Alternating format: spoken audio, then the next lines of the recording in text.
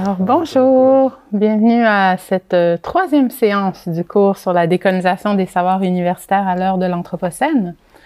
Alors, le cours d'aujourd'hui va porter en fait, là je vais zoom out un peu plus, je vais zoom out et je vais vous faire un genre de panorama de l'état des discours sur la décolonisation des universités, voir un peu, bon, c'est quoi les différentes tendances. Et en même temps, parallèlement à ça, donc je vais faire une cartographie des discours sur la décolonisation des universités. Et parallèlement à ça, je vais aussi vous identifier pour vous quelles ont les approches parmi ces discours qui ont été mis en œuvre au Canada au lendemain de la CVR canadienne qui a déposé son rapport final en 2015. Donc, je vais aussi un peu vous parler du travail de la CVR canadienne et de ses recommandations qu'elle a fait plus particulièrement au sujet de l'éducation universitaire. Donc, la cartographie que je vais vous proposer des discours sur la décolonisation des universités, elle vient vraiment pas de moi. Elle vient des spécialistes en éducation Vanessa Andreotti, Sharon Stein, Cash Abenacue et Dallas Hunt, qui en distinguent 4. Alors, il y a le discours de « tout va bien ». Hein? Il n'y a pas de problème. C'est quoi cette histoire de qu'on a besoin de décoloniser les universités? C'est quoi ce nouveau délire, etc. Il y a le discours de la réforme non contraignante. Donc, on va voir, c'est un discours qui dit, oui, OK, il y a un problème, mais qui propose des solutions qui ne demandent pas des changements substantiels. Ensuite, il y a la réforme plus radicale, qui là, vraiment, commence à bouleverser les choses à l'université et commence à susciter certains émois. Et finalement, il y a l'au-delà de la réforme, dont souvent, en fait, cet au-delà de la réforme, il est proposé, il est défendu par des gens qui se sont investis dans la réforme radicale et qui ont fini par en être découragés et ont décidé donc de soit sortir du système, de pirater le système ou d'assister à ses funérailles en lui offrant des soins palliatifs. Ça, c'est l'expression qu'ils utilisent, en fait, Vanessa Andreotti, Sharon Stein et Cash Abenacue et Dallas Hunt proposent. Et on va donc, c'est un peu le panorama de ce qu'on va explorer aujourd'hui. Donc, le discours de « tout va bien », c'est un discours du « nous n'avons jamais été aussi heureux, en santé, riches, prospères, tous les étudiants ont une chance égale d'exceller ». Et des programmes de soutien individuel existent de toute façon pour ceux qui en arrachent un peu. Donc, il y en a pas de problème, comme on dit en bon québécois. Selon ce discours, explique Andreotti et ses collègues, les universités ont déjà fait leur devoir. Elles ont déjà intégré la critique comme quoi elles étaient patriarcales, coloniales. Et donc, elles ont intégré cette critique qui leur a été faite d'être coupables de la reproduction de rapports historiques de domination coloniale. Elles se sont donc diversifiées, elles ont déjà embauché quelques profs femmes, noires, autochtones, autrement racisées, et ont ce faisant accru le nombre d'étudiants racisés sur leur campus. Donc, depuis cette perspective, les étudiants et étudiantes comme le corps professoral, quel qu'il soit, sont considérés comme ayant des chances égales de réussir leurs études ou d'obtenir un poste universitaire et de progresser dans le rang, dans leur carrière.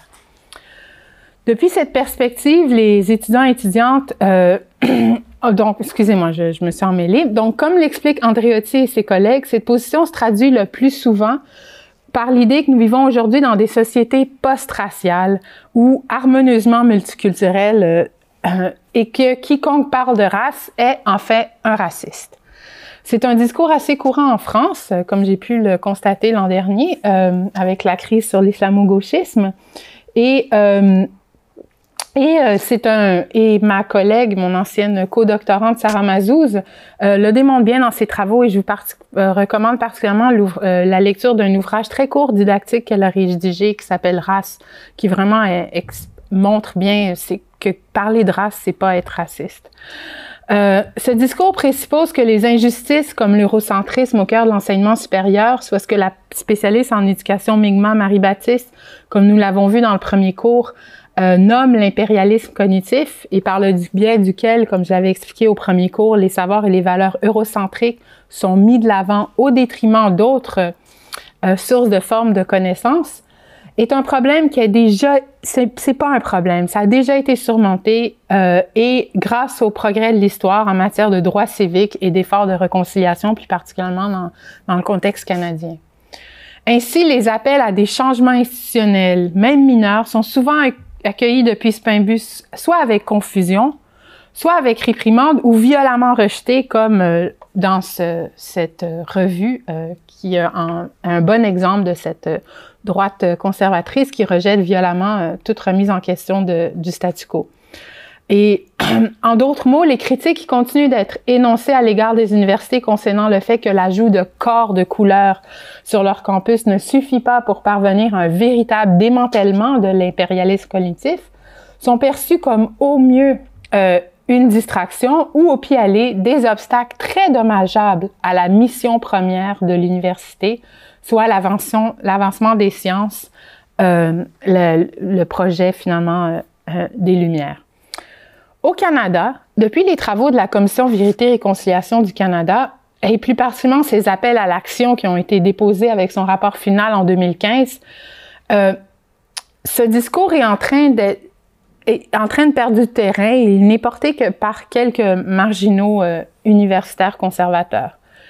Mais, comme je l'explique, donc, pour vous situer un peu plus, je vais vous donc faire un zoom-out de ces discours-là et vous donner un peu plus de contexte sur la Commission Vérité et Réconciliation canadienne.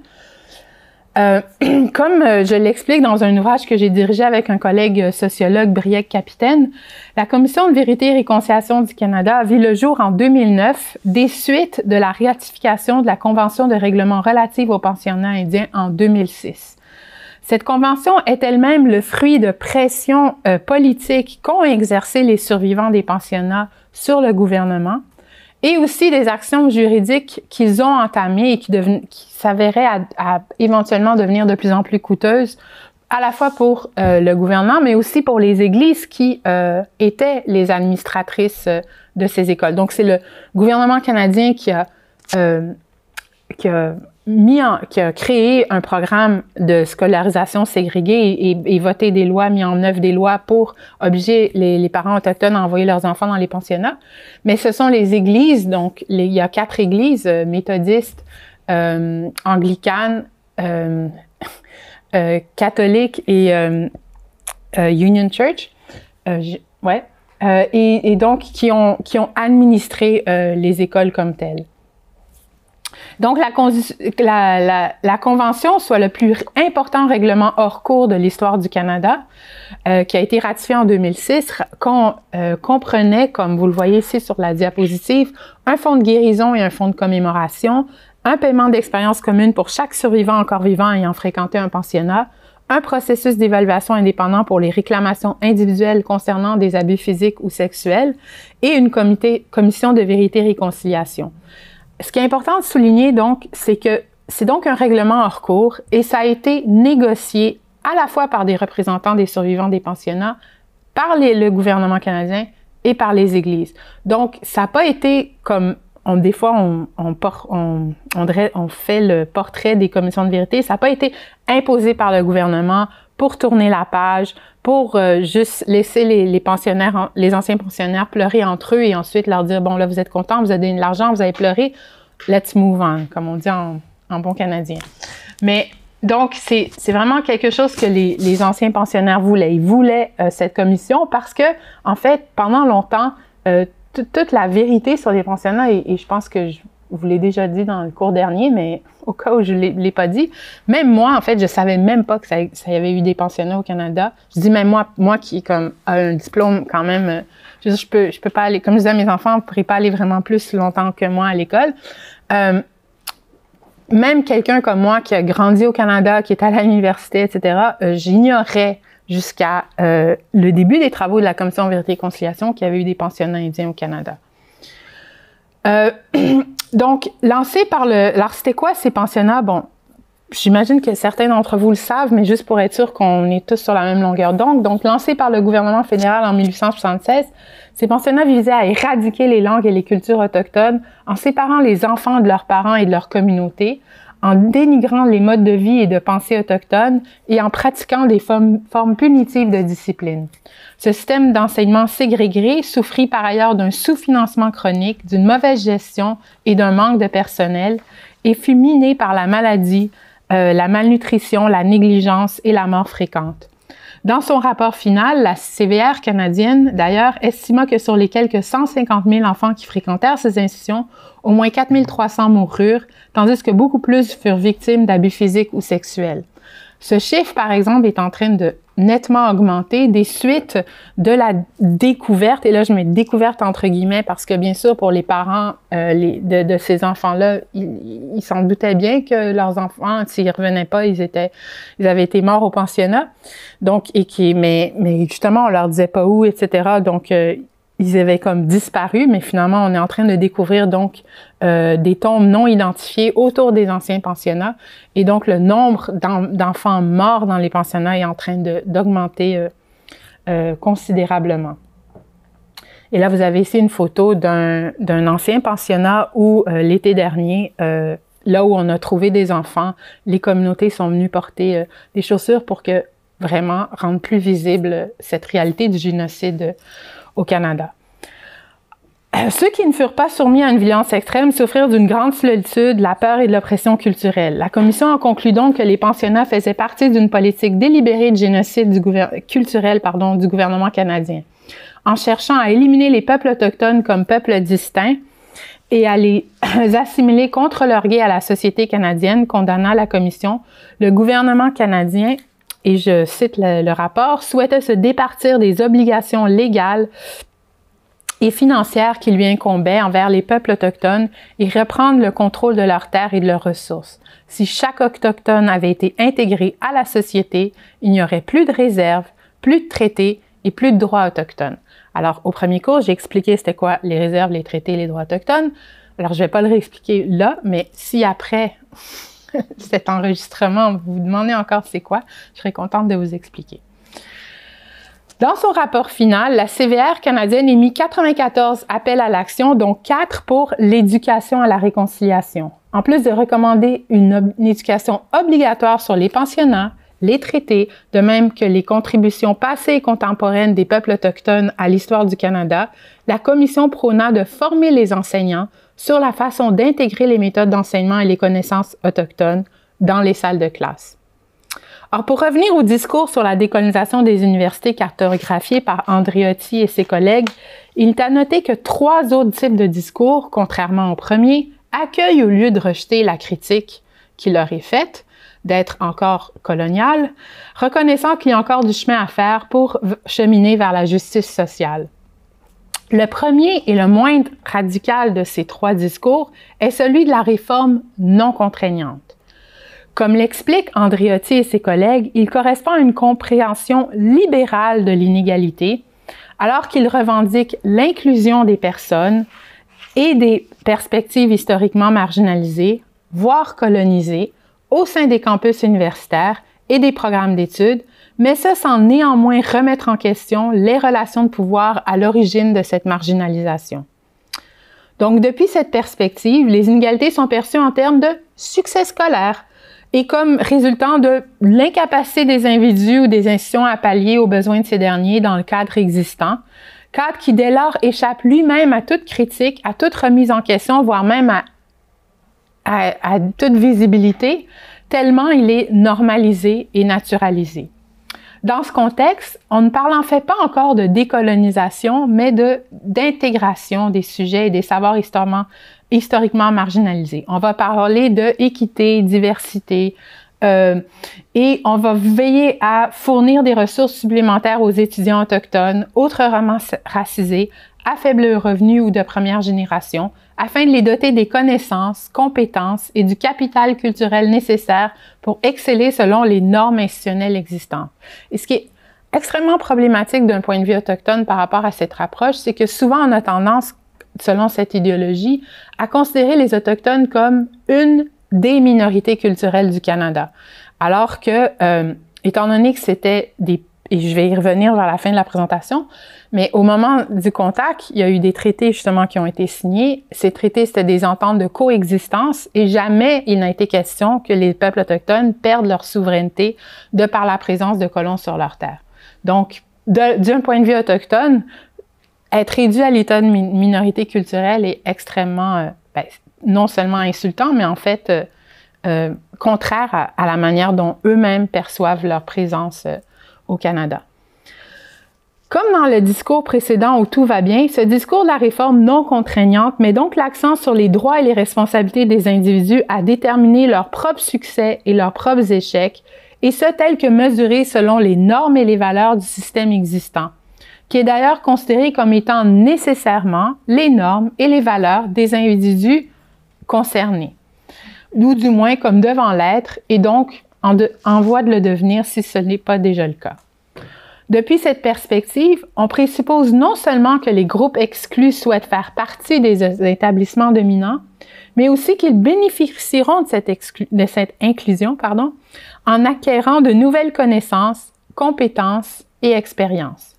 Ce faisant, les connaissances, compétences et expériences que ces sujets autrefois exclus sont en train d'amener à l'université, souligne Andriotti et ses collègues, sont rarement valorisés, sauf peut-être par des formes symboliques de reconnaissance de la diversité culturelle, qui donnent l'impression que l'institution est accueillante, mais ce sans jamais menacer le statu quo de ses opérations.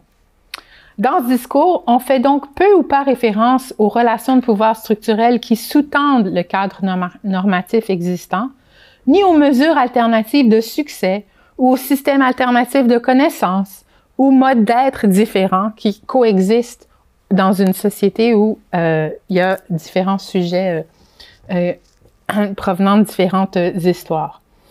Certains, et contrairement au discours selon lequel tout va bien, il y a une acceptation provisoire de la différence du point de vue de ceux qui entretiennent l'approche de la réforme non contraignante, voire d'inégalité en termes de capital culturel. Cependant, on présume que cette différence peut et doit être soigneusement éliminée selon les termes des cadres existants. Les réformes fondées sur le discours de l'inclusion ont dès lors tendance à ne pas perturber de manière significative les structures de pouvoir existantes, tant en ce qui concerne celles qui sous-tendent quels savoirs doivent être enseignés, dans ou non en salle de classe, que la distribution des ressources pour produire ces savoirs.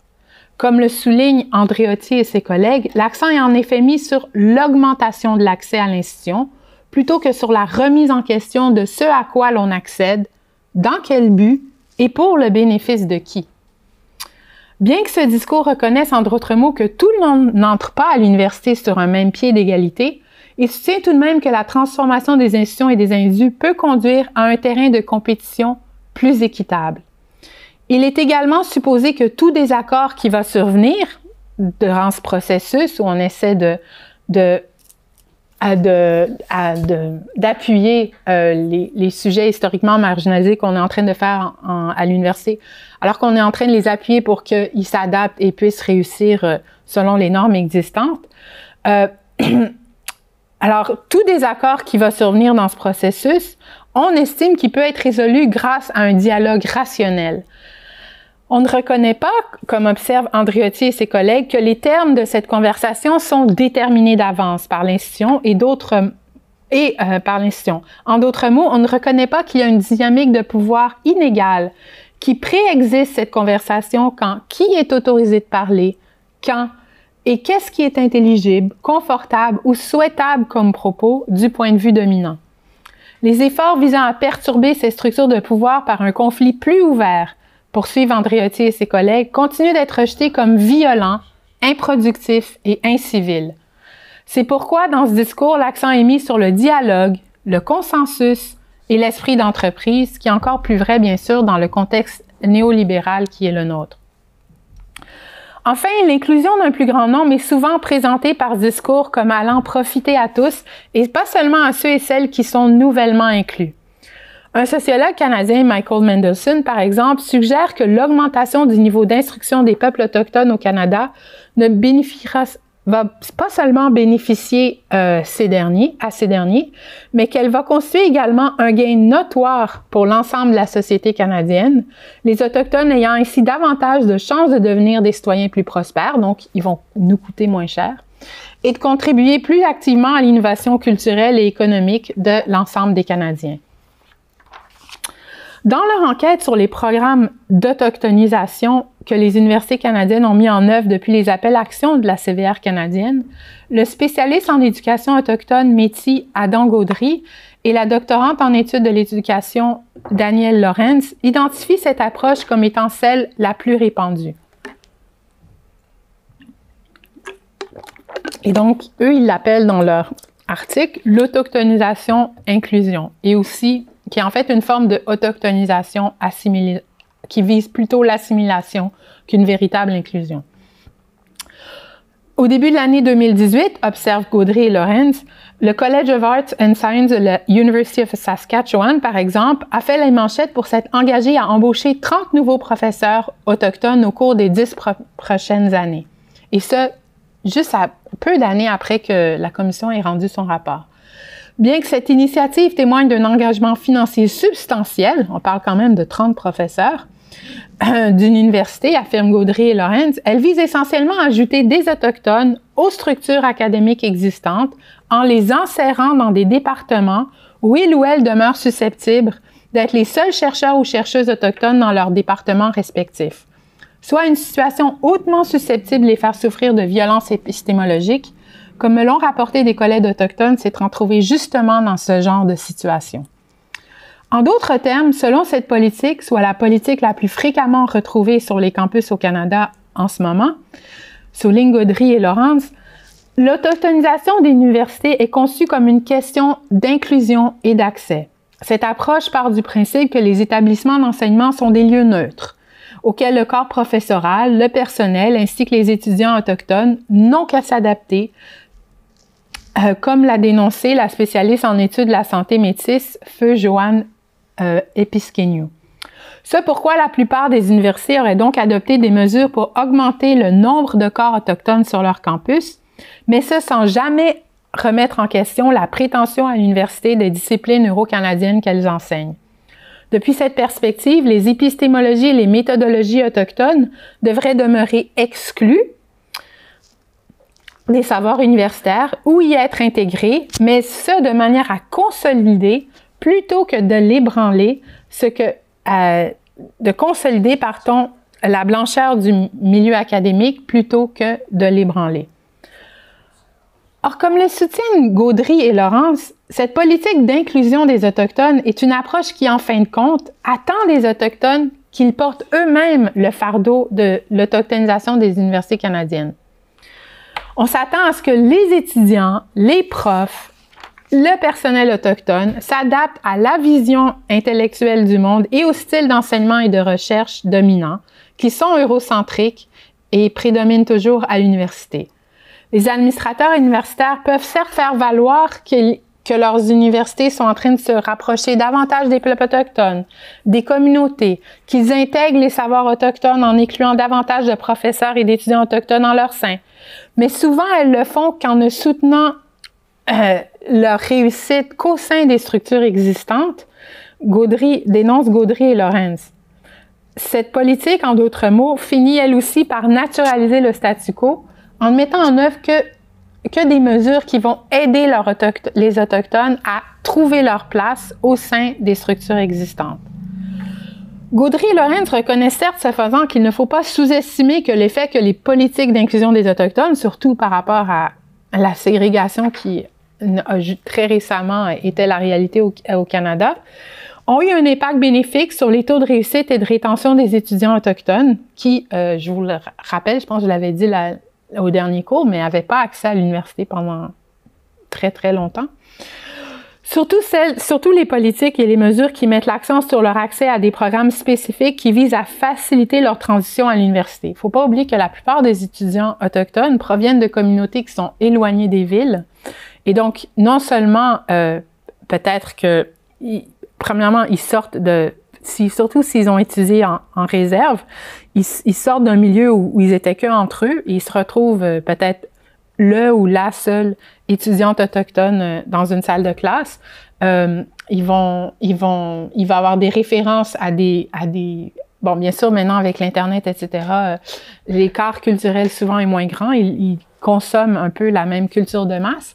Mais quand même, il va y avoir il va falloir complètement s'habituer à des modes d'enseignement différents, mais aussi plus largement à vivre en ville, à être isolé de sa famille, etc., etc.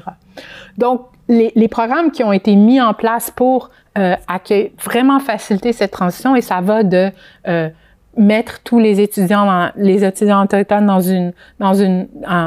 une même résidence, pas nécessairement pour qu'ils soient ségrégés, mais pour qu'ils aient au moins la possibilité de se retrouver en eux, créer un centre de ressources autochtones pour qu'ils puissent avoir accès à un lieu où justement ils peuvent se retrouver entre eux et partager des bons moments, etc. Donc toutes ces mesures sont reconnues comme ayant un effet positif. Comme Gaudry et Lorenz le soutiennent, et je les cite, mais cependant, oui, c'est ça. Mais le problème, c'est que ces politiques d'inclusion ne sont pas en elles-mêmes des politiques de décolonisation. Et c'est là où il ne faut pas se leurrer. Et comme ils le disent eux-mêmes, et je les cite, l'inclusion est en fin de compte le fruit à portée de main. C'est le niveau minimum d'engagement envers le corps enseignant, le personnel et les étudiants autochtones et devrait non pas donc être l'objectif final. En soi, l'inclusion ne vise pas réellement à faire de l'université un espace plus autochtone, mais plutôt à augmenter le nombre de corps autochtones dans une structure et une culture universitaire occidentale déjà établie. Comme le dit le dicton, il s'agit simplement au final de plus de visages bruns dans des espaces blancs.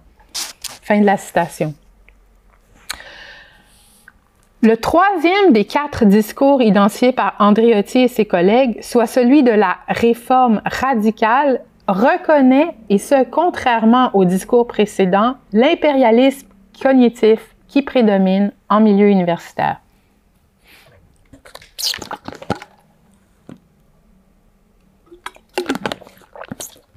Ce discours reconnaît également les relations inégales de production des connaissances qui sont à la source d'une distribution très inégale des ressources matérielles et symboliques dans le domaine de la recherche. Les analyses systémiques qui émanent de ce discours, rapportent Andréotti et ses collègues, tentent à accuser le capitalisme, le racisme, le patriarcat, l'hétéronormativité ou le capacitisme, pour nommer que ceux-là, d'être individuellement ou de manière combinée à la source de ces inégalités.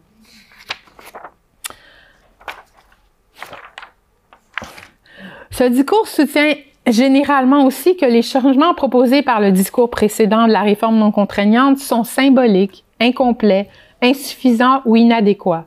C'est pourquoi les solutions que le discours de la réforme radicale propose, explique Andréotti et ses collègues, impliquent le plus souvent des stratégies de recentrement et d'autonomisation des groupes historiquement marginalisés par le biais de la redistribution ou de la réappropriation des ressources via des politiques de discrimination positive, par exemple. Si les analyses articulées selon le discours précédent de la réforme non contraignante appellent à une forme d'inclusion des personnes historiquement marginalisées qui ne nécessiterait aucun changement structurel majeur, tel que nous venons de le voir, les analyses systémiques articulées selon le discours de la réforme radicale exigent une interruption du statu quo, en s'attaquant à l'impérialisme cognitif. Cette interruption impliquerait de transformer la manière dont le pouvoir et les ressources sont distribuées au sein de l'université à l'heure actuelle afin de recentrer et d'autonomiser les sujets historiquement marginalisés et leur savoir. Ces discours reconnaissent que l'université occidentale a été conçue par la négation et la suppression d'autres façons de connaître et d'être, et que les institutions d'enseignement supérieur ont produit des études légitimant et renforçant des formes raciales, coloniales ou autres d'assujettissement, rapporte Andréotti et ses collègues, ils considèrent néanmoins l'université comme étant réparable, comme quelque chose qu'on peut sauvegarder, et appellent donc à la mobilisation de stratégies pour la faire fonctionner pour justement ces sujets historiquement marginalisés. Les tenants de ce discours cherchent donc à élargir la reconnaissance de la violence constitutive des universités, à élargir l'accès à l'enseignement supérieur pour les groupes historiquement subjugués, et ce afin d'accroître la représentation des voix marginalisées en son sein et au-delà. Parce que le but, au final, c'est pas qu'on passe toute sa vie à l'université, en fait. C'est pas pour tout le monde. Comme l'observe Andreotti et ses collègues, les interventions issues du discours de la réforme radicale ont contribué à la transformation de l'enseignement supérieur au cours des 50 dernières années, notamment ce qu'on a vu au cours dernier, la déségrégation formelle en Afrique du Sud, la création d'établissements secondaires contrôlés par des Autochtones au Canada, en Nouvelle-Zélande, aux États-Unis, en Australie, comme j'en ai brièvement parlé au premier cours, et à l'institutionnalisation de savoirs auparavant exclus, en grande partie par le biais de ce que le spécialiste en études noires Roderick Ferguson appelle les interdisciplines. Donc, par exemple, les études noires, les études autochtones, les études sur le genre, etc. Au Canada, et plus particulièrement des suites des appels à l'action de la CVR canadienne, certaines universités ont dépassé donc l'approche de l'inclusion qu'ont critiqué Gaudry et Lorenz pour s'engager dans celle que Gaudry et Lorenz appellent la réconciliation et qui correspond à cette approche plus radicale que je viens de décrire à la suite d'Andreotti et ses collègues. Comme Gaudry et Lorenz l'expliquent, la création dans un nombre croissant d'universités canadiennes, comme l'Université d'Ottawa, qui va être le sujet de mon prochain cours, de comités constitutifs autochtones constitue un changement notable dans la gouvernance des universités. Or, bon nombre de ces comités ont fixé des objectifs clairs en matière d'autonomisation pour leurs universités qui vont au-delà des politiques d'inclusion des Autochtones, de politiques d'inclusion des Autochtones. Par exemple, le comité consultatif autochtone de la University of Regina définit l'objectif de l'autochtonisation de son campus comme nécessitant, et je cite Gaudry et Lorenz, l'inclusion des savoirs, des voix, des critiques, des universitaires, des étudiants et étudiantes et des écrits autochtones, ainsi que l'établissement d'espaces physiques et épistémiques qui facilitent la gestion éthique d'une pluralité de savoirs et de pratiques autochtones de manière si approfondie qu'il constitue un élément essentiel de l'université. Donc, pour le dire plus simplement, cette autochtonisation ne se limite donc pas au peuple autochtone, mais englobe tous les étudiants et le corps professoral au profit de notre intégrité académique et de notre viabilité sociale. Donc, vraiment, ce qui distingue cette approche de l'approche précédente, c'est que décoloniser, c'est pas juste une affaire qui concerne les Autochtones, c'est une affaire qui concerne tout le monde et qui exige l'engagement de tous et toutes. Et pas seulement de veiller à faciliter l'accès, de combler un manque à gagner dans l'accès à l'Université des Autochtones. Ce qui distingue l'approche de la réconciliation par rapport à celle de la simple inclusion des Autochtones, soutiennent pour leur part Gaudry et Lorenz, c'est cette tentative de modifier la structure de l'université, notamment en éduquant le corps professoral, le personnel, les étudiants non autochtones, pour qu'ils changent leur façon de faire et d'agir envers les Autochtones. Une mesure particulièrement courante de cette approche de la réconciliation, selon Gaudry et Lorenz, est l'obligation, par exemple, que les étudiants, pour pouvoir obtenir leur diplôme de fin d'études, aient complété un certain nombre de cours à contenu autochtone. Des programmes d'éducation, de soins infirmiers et de travail social de l'Ouest canadien ont été parmi les premiers à mettre en œuvre cette politique il y a déjà au moins une vingtaine d'années. C'est donc dans ce contexte une mesure bien établie qui, par rapport à ces programmes, est fondée sur des notions d'amélioration de la pratique professionnelle pour les étudiants de ces programmes professionnels. Or, en réponse aux appels à l'action de la CVR canadienne, quelques universités, dont l'Université Lakehead en Ontario et l'Université de Winnipeg au Manitoba, ont adopté cette mesure à l'échelle de leur institution. Pour l'anecdote, à mon université, on a contemplé, mais on a vite abandonné l'idée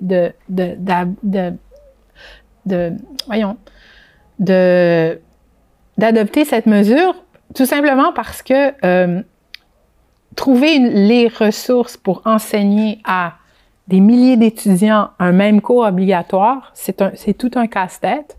Et donc, on a plutôt adopté l'approche de encourager chaque faculté, voire même chaque département, à développer leur propre politique de contenu obligatoire autochtone dans leur programme. Donc, par exemple, dans le programme où j'enseigne en anthropologie, on a rendu obligatoire le cours Anthropologie et peuples autochtones. Tu peux pas avoir ton diplôme en anthropologie. Alors que moi, quand j'ai fait, la raison pour laquelle je savais même pas c'était quoi les pensionnats, c'est que, par exemple, moi, j'ai pu faire des études en anthropologie au Canada sans jamais avoir aucun cours qui traitait des peuples autochtones qui environnaient mon université. Néanmoins, si les universités se montrent moins hostiles qui sont donc engagés dans un cheminement vers la réconciliation, se montrent moins hostiles à l'inclusion des connaissances et des méthodologies autochtones au sein de leur programme, soutiennent Gaudry et Lorenz, elles continueraient à chercher à maintenir ces connaissances et ces méthodologies dans les structures académiques existantes. Elles perpétueraient donc les relations de pouvoir et de domination du passé, dénoncent ces deux auteurs. Les épistémés autochtones continueraient en effet de n'être que conditionnellement les bienvenus au sein des institutions postsecondaires canadiennes, et ce, que dans une poignée d'espaces marginaux qui sont insignifiants pour l'académie dans son ensemble. Ce qu'on veut dire par là, c'est que, ce qu'eux veulent dire par là, et ce que moi j'ai vu sur le terrain et à ma propre université, c'est que finalement, oui, les savoirs sont bienvenus, mais finalement, on va donner la tâche à que quelques personnes, de peut-être les aborder dans leurs cours, mais cette idée qu'il faudrait transversalement revoir tous les cours et s'assurer qu'il y a des perspectives autochtones et des contenus autochtones qui soient inclus dans tous les cours, il y a encore énormément de résistance par rapport à ça, parce que beaucoup d'enseignants ne réalisent pas, en fait, que tout, finalement, a à voir avec les Autochtones. C'est juste qu'ils ont tellement longtemps, historiquement, été invisibilisés que même nous, cognitivement, comme enseignants, on réalise pas, en fait. Par exemple, que si on enseigne un cours de politique canadienne, on peut pas ne pas aborder la question autochtone dans son cours. Même si nous-mêmes, quand on a suivi ce cours-là jadis, c'était absolument ignoré comme contenu. Donc, selon Gaudry et Lorenz, une véritable autochtonisation des universités exige un partage du pouvoir, voire une transformation des processus décisionnels et une réintégration des peuples autochtones dans l'élaboration des politiques qui les concernent, eux et leurs pairs canadiens. C'est pourquoi cet auteur et cette autrice sont plutôt des tenants et tenantes du 4e discours identifié par Andriotti et ses collègues, soit celui de l'au-delà de la réforme.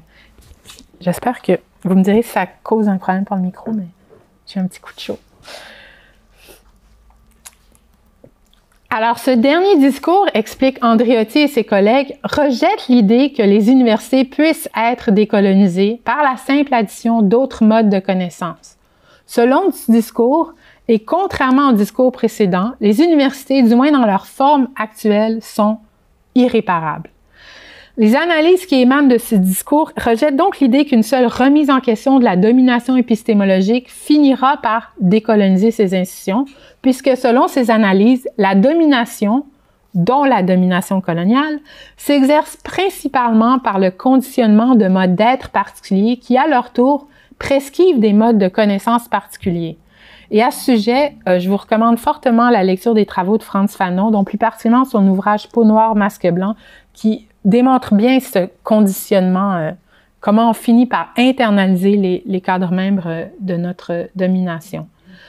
En d'autres termes, et selon ce dernier discours, l'incorporation de multiples façons de connaître le monde et d'entrer en relation avec lui, greffée à une même fondation ontologique, hégémonique, par le biais de stratégies d'équité, d'accès, de représentation ou de redistribution, va rien changer à la dynamique de pouvoir inégal qui sous-tend les rapports de production et de dissémination des savoirs universitaires. Bien que les réformes radicales proposées par les tenants du discours précédent soutiennent les tenants de ce discours d'au-delà de la réforme, aient développé des espaces importants pour la protection, la récupération et la production de savoirs historiquement subjugués. Bon, c'est bien qu'il y ait des départements d'études noires, c'est bien qu'il y ait des départements d'études autochtones, c'est pas ça qu'ils disent. Les universités, par contre, ont généralement eu tendance à se contenter justement de juste avoir ces départements-là et de ne pas remettre le reste en question. Par exemple, rapporte André, ou voire même de ne pas en développer du tout. Par exemple, rapporte Andriotti et ses collègues, la spécialiste en études noires, Rihanna Walcott, note qu'aucune université canadienne n'abrite un département d'études noires. Bien sûr, on n'a pas une aussi large population noire que nos voisins américains, mais on a une histoire aussi d'esclavage. C'est sûr que l'histoire d'esclavage du Canada, alors je vous en parle. Alors ça, c'est encore pire que les pensionnats. Je veux dire, ça commence à peine à être affleuré dans les milieux intellectuels c'est pas encore sorti des quelques livres dans lesquels c'est décrit. La spécialiste en éducation Rami Rauna-Kuokkanen, elle est Sami, elle s'appelle Rauna. Rauna-Kuokkanen soutient à cet égard, dit aussi qu'un autre des problèmes, c'est que souvent les universités traitent les professeurs, les étudiants autochtones et racisés de manière à réaffirmer la conditionnalité de leur inclusion. Et à cet égard, donc, Rauna Kuokkanen soutient que cela est particulièrement évident pour les professeurs autochtones qui, comme elle, sont interpellés à se rendre intelligibles pour l'institution eurocentrique, sinon elles vont courir le risque de ne pas être comprises et donc justement valorisées par elles. Donc, par exemple, si elles commencent à promouvoir des modes différents de production des recherches, et je sais que c'est un peu, je vais pas rentrer dans le vif du sujet, mais je sais que c'est un peu ce que l'école urbaine de Lyon est en train de vivre. À partir du moment où on essaie de changer les modes de dissémination, de production des savoirs, etc., on est encouragé à le faire, mais en même temps, on est vite discipliné parce que si on correspond pas au cadre dominant de qu'est-ce qui est valorisé, qu'est-ce qui va nous amener des sous pour financer nos recherches, eh bien là, on finit par être puni. Depuis la perspective de la réforme radicale, on lutte certes pour la pluralité épistémologique et la restructuration institutionnelle, mais ça tout en exigeant aux sujets historiquement marginalisés et nouvellement inclus de participer au système dominant. Cela conduit donc au final à une expansion de ce système dominant, plutôt que de véritablement donner à des alternatives à celui-ci, critique les tenants du discours d'au-delà de la réforme. Selon ce même discours, explique Andriotti et ses collègues, le néolibéralisme, en tant que forme avancée du capitalisme, n'est pas quelque chose de nouveau, mais un développement logique de l'Empire qui a subventionné et créé la possibilité même de l'université telle que nous la connaissons aujourd'hui. Dès lors, les universités, en tant qu'institutions produites par la modernité, voire l'Empire, sont perçues par le discours d'au-delà de la réforme comme intrinsèquement violentes et exploitatrices. Les critiques formulées par les tenants les plus radicalisés de ce discours soutiennent donc que ces institutions modernes sont irrécupérables, c'est-à-dire qu'aucune transformation, même la plus révolutionnaire qui soit, va réussir à complètement démanteler ces grammaires, ces logiques, voire l'eurocentrisme qui la caractérise. C'est pourquoi il et elle revendiquent la nécessité de quitter entièrement l'université, voire de la refuser, comme vous pouvez le voir sur la diapositive ici, une proposition de la politologue et spécialiste en études autochtones Sandy Granday, qui fait cette proposition à la suite des radicalistes noirs et d'intellectuels autochtones critiques comme l'anthropologue Mohawk Audra Simpson. Et ils font donc cette proposition en disant qu'il faut plutôt s'investir, mettre son énergie dans la construction de nouveaux espaces de production et de diffusion des savoirs qui vont pas reproduire la violence ontologique de l'université.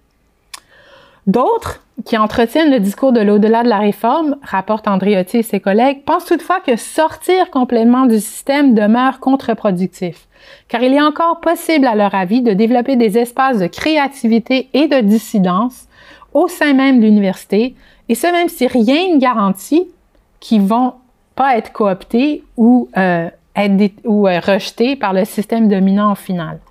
Par conséquent, et de ce point de vue, les universités sont certes toujours perçues comme étant irréparables, mais potentiellement utiles si elles sont habitées stratégiquement, voire piratées. Hacked. Les tenants de cette approche du piratage, hacking, apprécient l'importance des réformes non contraignantes, voire des transformations de nature non ontologique, mais épistémologique. Elles sont, selon eux et elles, nécessaires et importantes à court terme. Donc, c'est important d'avoir des départements d'études autochtones, des départements d'études noires. Ça permet de former des gens pour justement qu'ils aient les ressources et accès aux structures qui vont pouvoir leur permettre de pirater le système. Seulement, selon les tenants de ce discours, le simple fait de travailler à transformer le système par des programmes d'équité, d'accès ou des politiques de représentation ou de redistribution des ressources et du pouvoir demeure Pardon, je me suis mêlée. Ouais, ça demeure insuffisant, d'où la solution de piratage qu'il et elle prônent. Le piratage de l'université, alors qu'est-ce que c'est? Andreotti et ses collègues expliquent que ça implique d'abord d'être désenchanté vis-à-vis des bénéfices et des récompenses qu'offre le système dominant. Donc, ça demande quand même qu'on se désinvestisse, qu'on cherche plus à publier dans les meilleures revues, à publier le plus grand nombre d'articles. Là, je parle de ma position, bien sûr, de professeur. Tout en... Et de plutôt utiliser les ressources pour créer des espaces décolonisés au sein des universités elles-mêmes, soit des espaces où ce système va cesser un temps d'opérer.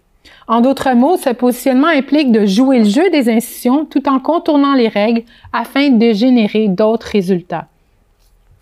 Le politologue Mohawk Taiyake Alfred, par exemple, présente les universités comme une partie du système institutionnel plus large qui sert les objectifs impérialistes, mais suggère néanmoins que ces institutions sont des espaces de contestation importants à partir desquels on peut organiser la résistance et la subversion du colonialisme au Canada.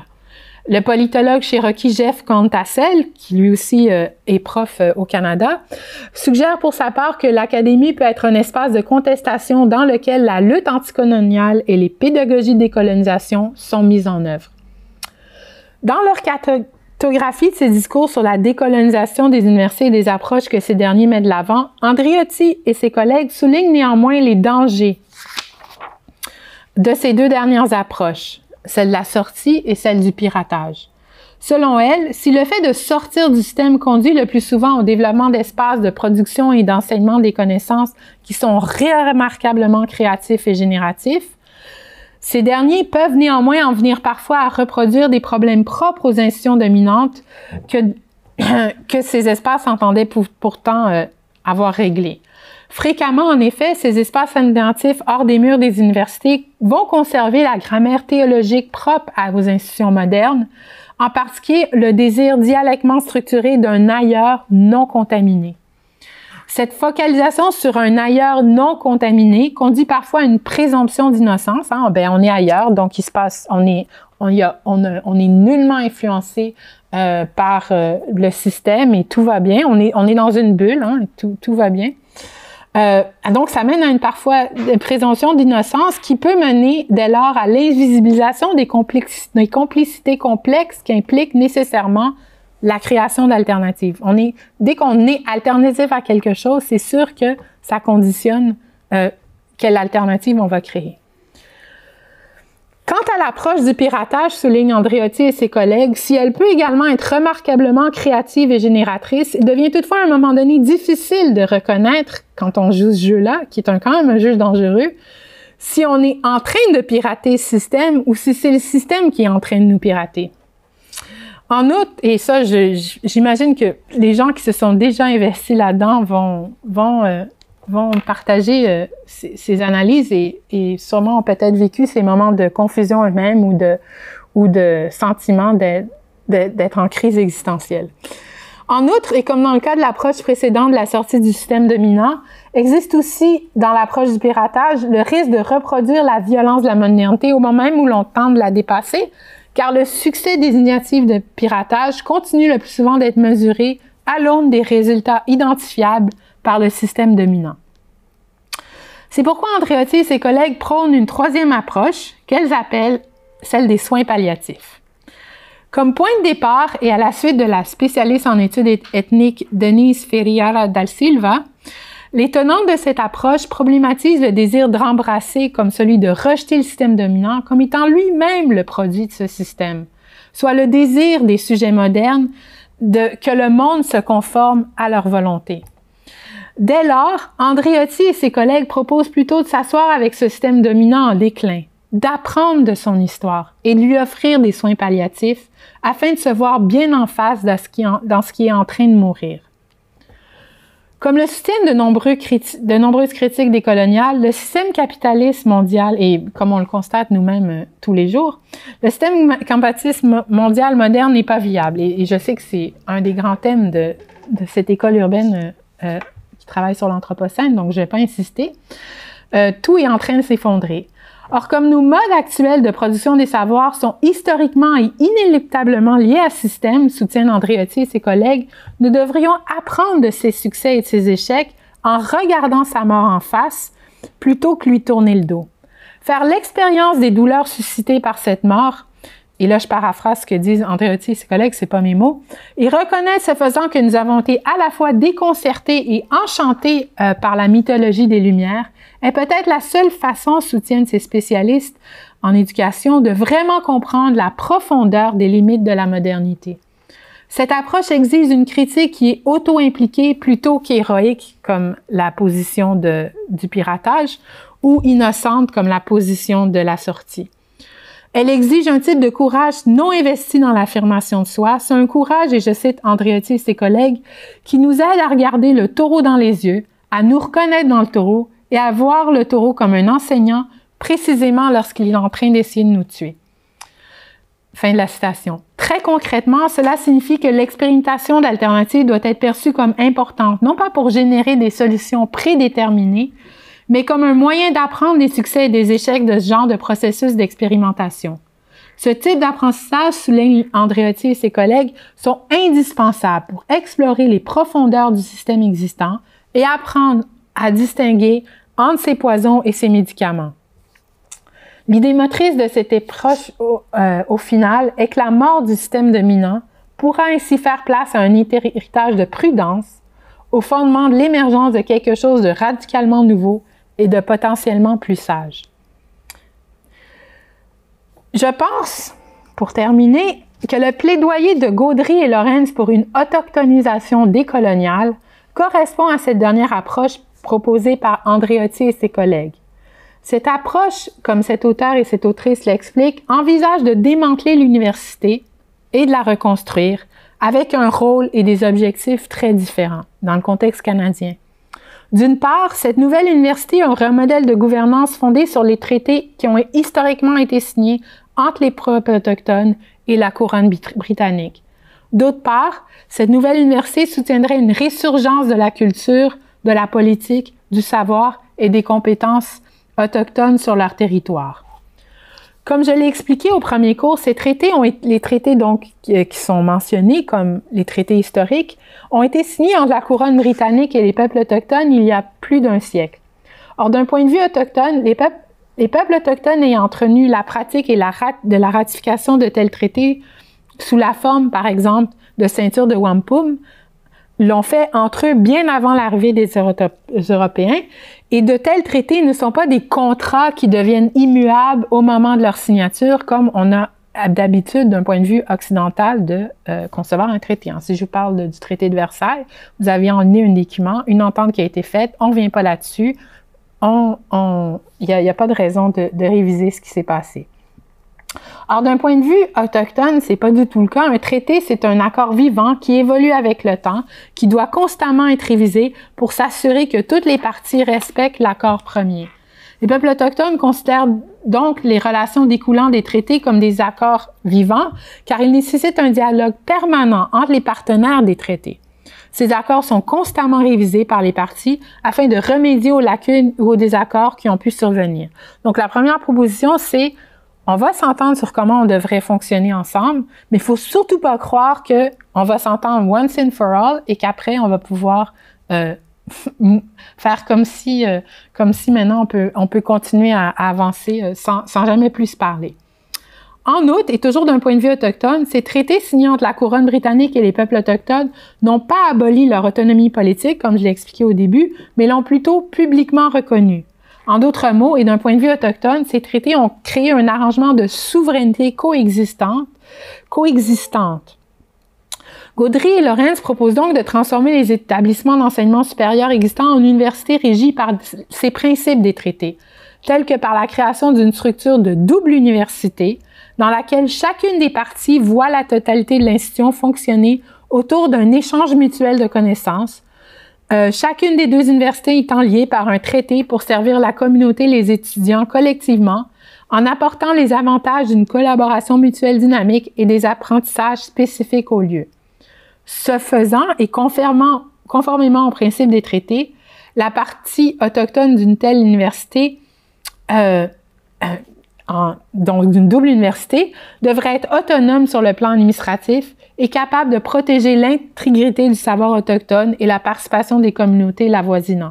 Surtout dans un contexte où, historiquement, ces savoirs ont été colonisés, usurpés, et qu'il y a encore toutes sortes de formes d'extractivisme, d'exploitation de ces savoirs qui persistent.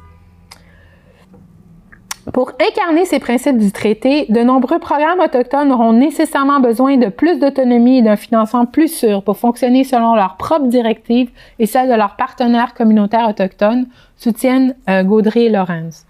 Une structure universitaire double pourrait donc envisager des facultés d'études autochtones plus autonomes, mais toujours été intégrées dans les universités canadiennes, où les programmes autochtones soient en fin de compte responsables de leur propre gouvernance, notamment en ce qui concerne le budget, les programmes d'études et les normes scientifiques. Parce que c'est pas juste une question de pouvoir enseigner des contenus plus que d'autres, mais c'est aussi que ces contenus soient reconnus comme étant valables et comme pouvant faire en sorte qu'une personne puisse obtenir un diplôme pour exercer un métier.